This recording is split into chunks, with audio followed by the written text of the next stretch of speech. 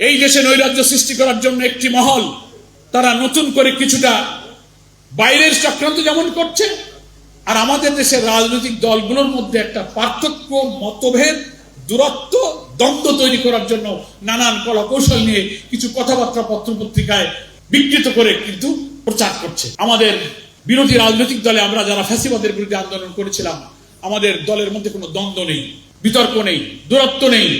ফ্যাসিবাদ দূর করে একটি সুন্দর বাংলাদেশ গড়ার প্রশ্নে আমরা সকল রাজনৈতিক দল চিন্তার ক্ষেত্রে আমরা এক আছি, ঐক্যমত্য আছি।